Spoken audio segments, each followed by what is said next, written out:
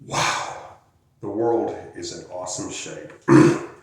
For the past few decades since World War II, we have had a relatively low body count in war throughout the world.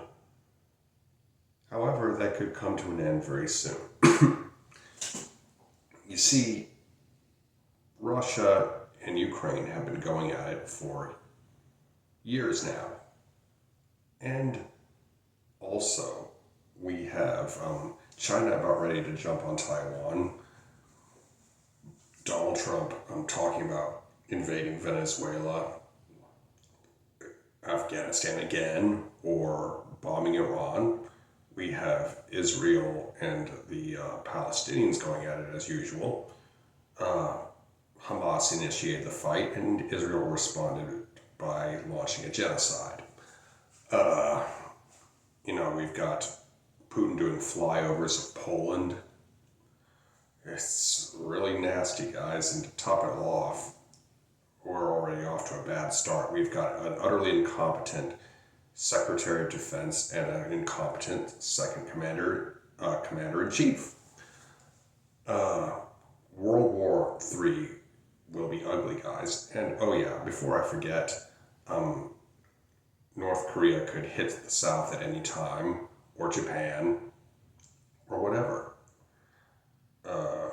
And we've got the U.S. inching closer and closer to a civil war. What a wonderful thing, guys.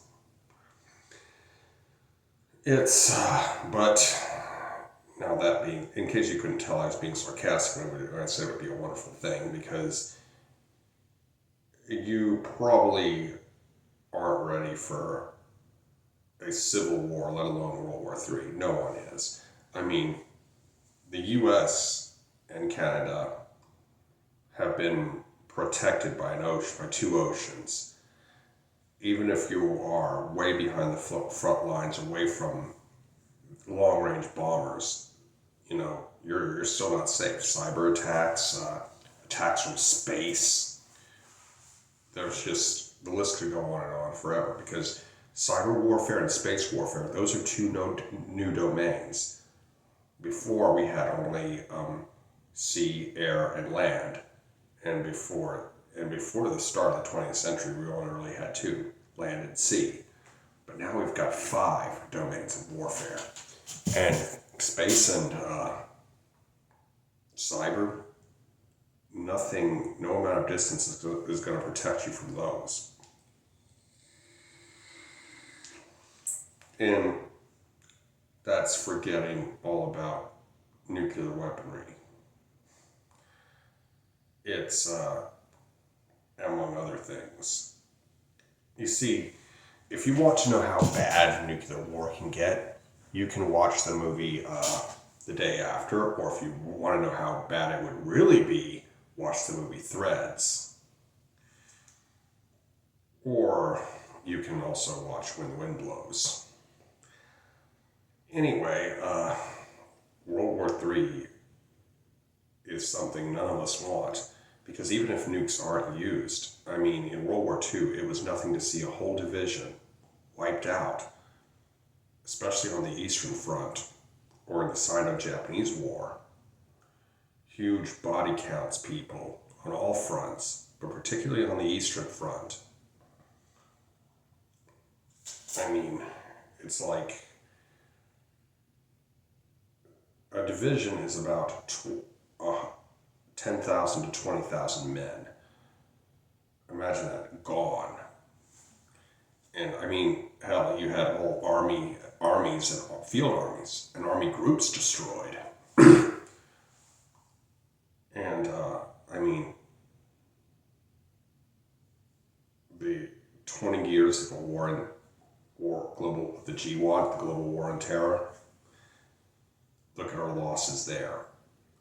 That's going to be just another week, maybe even another day. Because trust me, guys, World War III would be utterly devastating. And to top it all off, somebody could unleash smallpox, which would kill 1 billion people worldwide easily. And they say that there's officially only two strands of it left, one in the United States and one in Russia. And to top it all off, they put them in the middle of population centers. Whose genius idea was that? But I'm pretty sure nations like China and North Korea still have them, as does Israel, the UK, and France.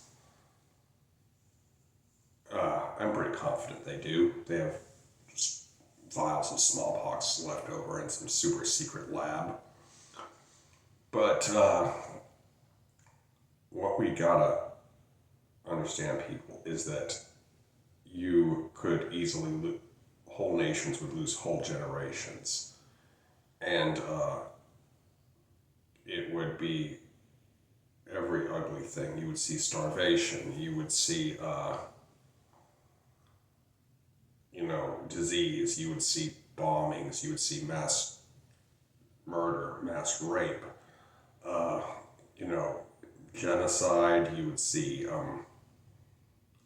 everything you have worked for over the past 10, 20, 30, 40 years could be gone like that.